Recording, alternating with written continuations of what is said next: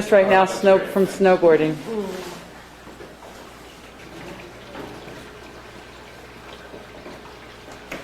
Well, that's pretty So this is inexpensive, I wouldn't say. We'd get a cylinder and bubble.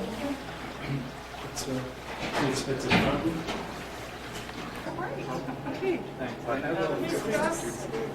Her very first speech after she won the Olympics. right after the Olympics. Thanks. It was her first time she ever spoke. And her parents said, I don't think... Pablo Morales used to work out with. Who's this? Sports science side of things here at swimming, USA Swimming, and it's called ICAR, the International Center for Aquatic Research, and we are sort of on the.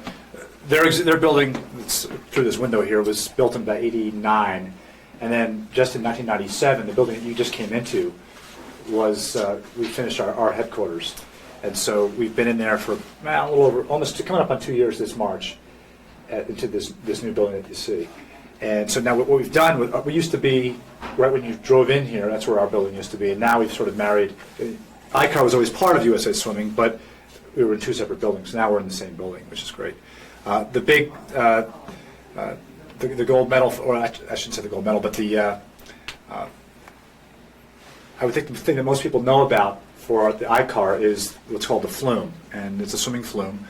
And it, basically you would swim against the current in water. I'm sorry, I'm giving a tour as well. No problem. You would swim in a contained area. It's about maybe 3 yards wide. We'll go up and see it, but it's a couple of yards wide, maybe 5 yards long. And you could put two people in there, but generally just put one person in there. And you're swimming against the current that is flowing against you. The current is then is controlled from this panel right here, and they can go up to about 3 meters per second, which is faster than world record pace for a male for the 50 freestyle. And they also, the chamber where the flume is contained also can, we're at 6,000 feet right now above sea level, but you can also pump in oxygen and raise or lower or simulate, I guess, going down to sea level. They can't go higher, but they can go lower by pumping in oxygen. So the person who would be in this would control the flume would be sitting here on the telephone or with a headset on and be talking to the people up into the flume, saying, you know, control the speed. We're going 130 pace or 125 pace or whatever that might be. And so the flume in the last few years has gotten a lot of criticism because we don't, you know, in a real race situation, you don't swim against the current going against you.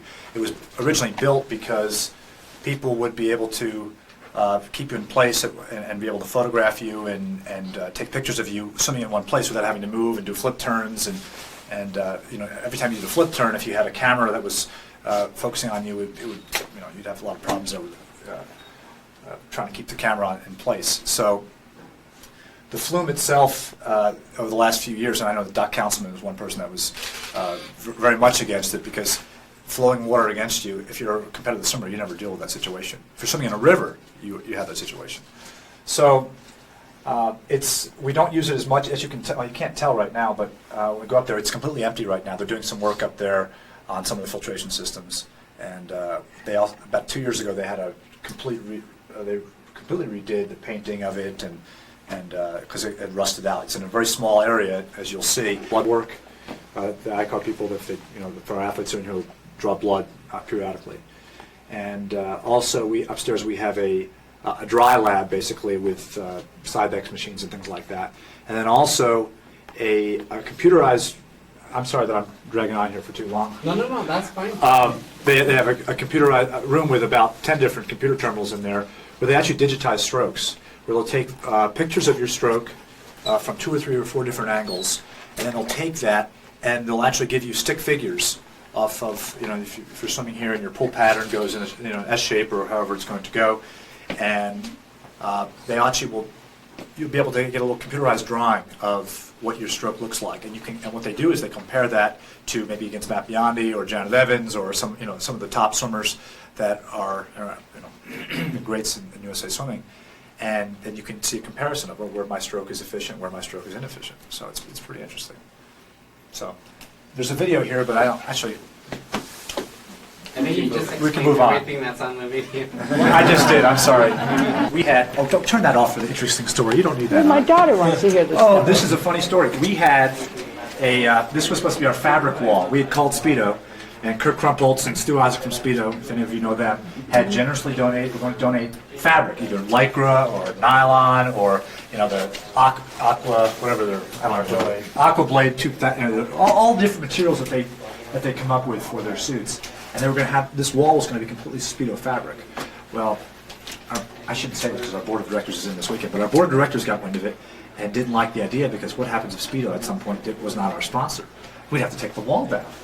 So, of course, I was the lucky soul that had to call Speedo and say, sorry, thank you for the donation, but we can't do it. So, little bubbles there. And they're As you all can see- Speedo goggles. Right, all Speedo goggles. You can see the water levels about halfway. That's because there's a leak and they don't know where it's coming out.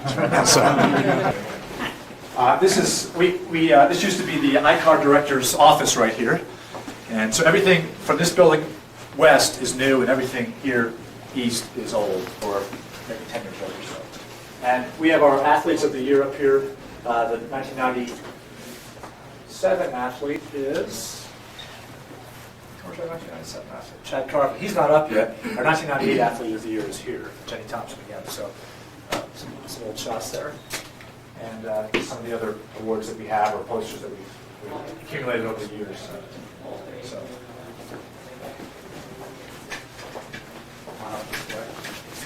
Go ahead, I can edit. This room is the room that we're looking into before. Because of some OSHA standards, I'm sorry.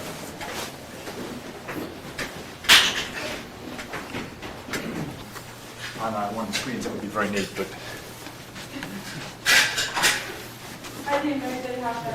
Neat.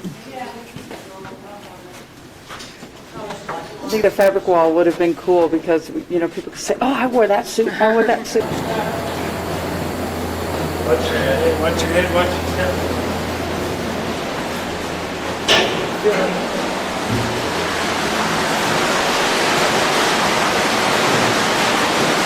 Cute little fish down there. They just painted those. Are there more people coming? Yeah.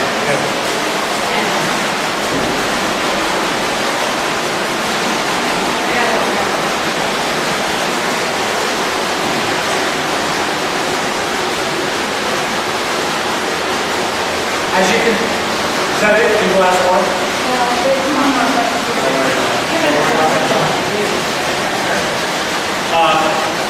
The engine for this is right behind the screen. Those of you that can't see the screen, you might want to look around. And if the screen is not up and you put a swimmer in here, it's too fast. You'll lose a swimmer. I mean, literally lose a swimmer. But the engine, the rotors are behind the screen here. Athletes will hop in. Occasionally they'll wear a mask that will measure expired oxygen for a VO2 max test. You've heard of that before. I don't know if it's science here or not.